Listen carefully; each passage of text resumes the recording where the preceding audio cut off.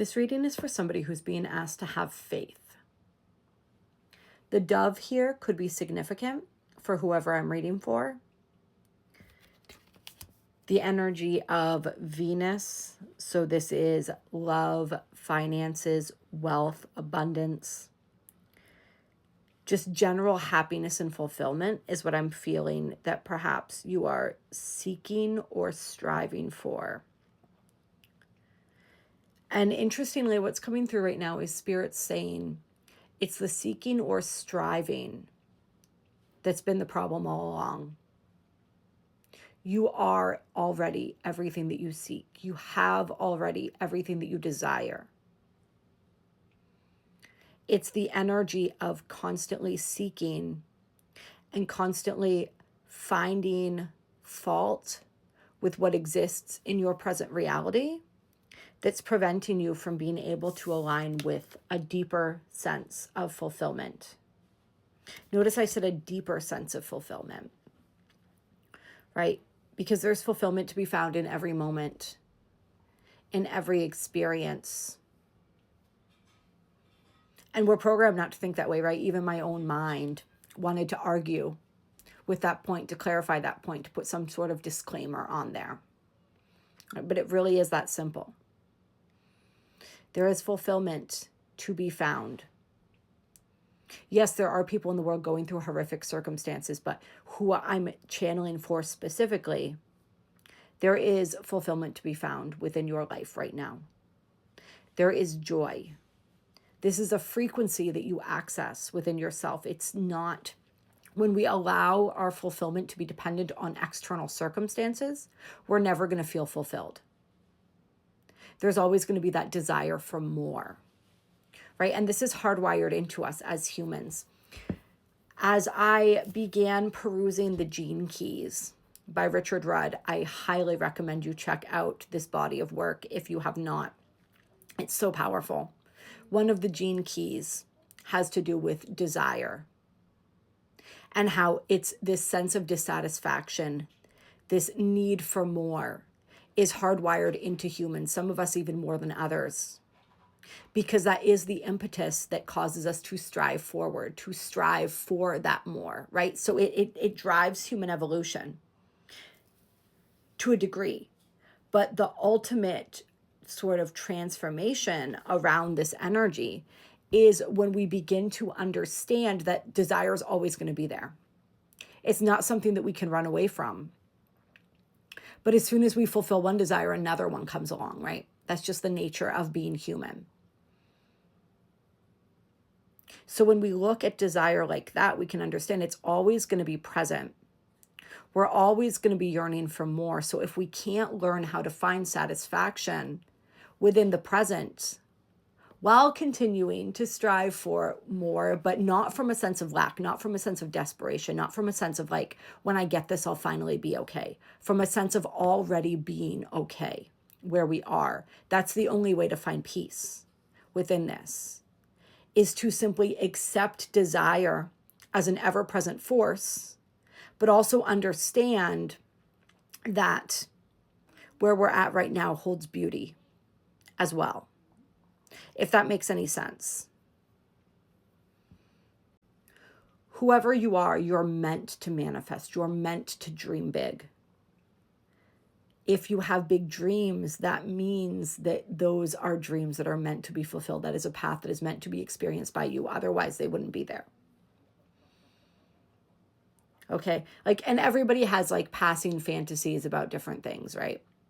But when it is an innate drive within you, that's when you know it's something that you're wired to experience.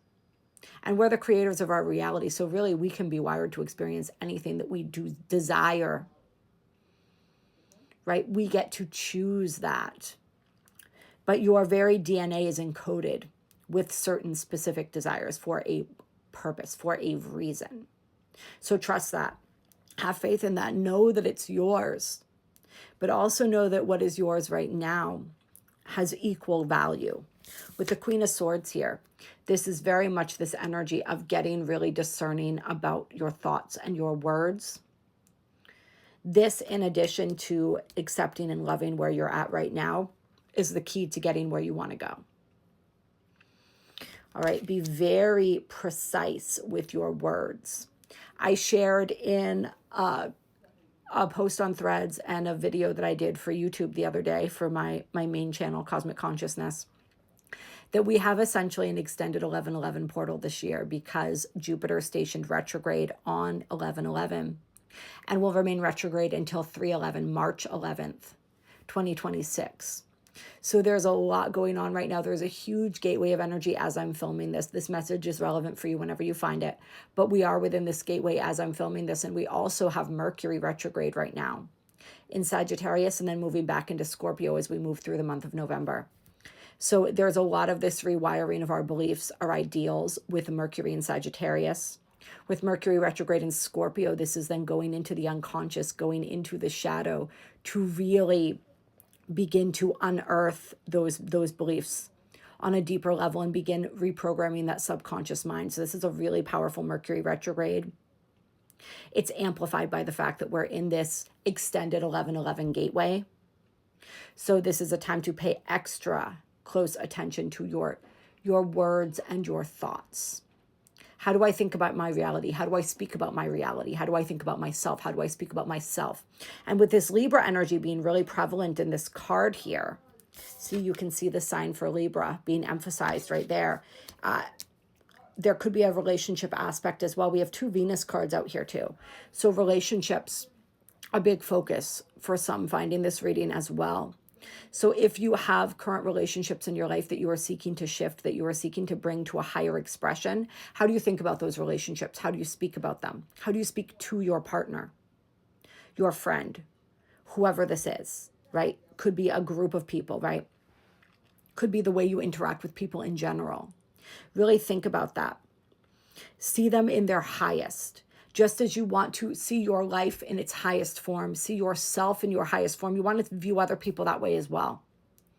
It's a way, and this doesn't mean like being blind to the red flags. This doesn't mean like seeing someone's potential and ignoring the reality, right, of how they treat you, right? If somebody treats you like crap, if somebody is like not living up to a version of themselves that is honoring you as well, then that's a different story. But for some people, this is more just about like seeing them in their highest instead of constantly looking for the flaws, because the more you look for the flaws, the more you're going to find them. The more you look for anything, the more you're going to find it. This is like, this goes back to like biochemistry too, right? It's not just energetics. So that's an additional message for somebody. With the 4 of Wands here, there is definitely this energy of fulfillment. This is the end result of what you're looking for here, of what is available to you, right? The 4 of Wands, this is seen as the 11/11 card sometimes. Funny because we're talking about the 11/11 gateway, right? Twin flame union, all of that is associated with the 4 of Wands by some. But it generally means the stable home, the stable foundation, fulfillment of desires, right? So this is the energy. See how this door is opening? This door has felt as though it's been closed for quite some time, but it was your own perspective, your own mentality that was closing it off. Now, as you shift that, this door opens.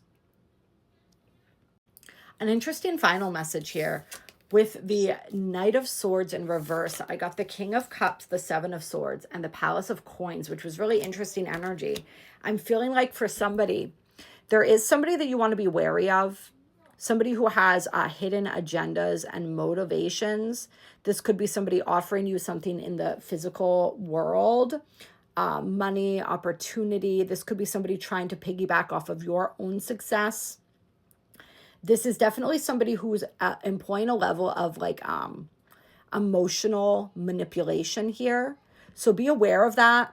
Also look out for whether you might be doing this, right? Because sometimes we do this, we don't even realize that we're doing it, that we're being emotionally manipulative because it's so hardwired into us. It's so deeply ingrained in us. Like, I do this so that I get what I want, right? Even good things, even kind things. What's the motive? What's the intention behind that? Look at that in all of your interactions with people and notice that in people's interactions with you. Spirit's saying, use your intuition, use your gut to read between the lines. And if something feels off, trust yourself, trust that intuition.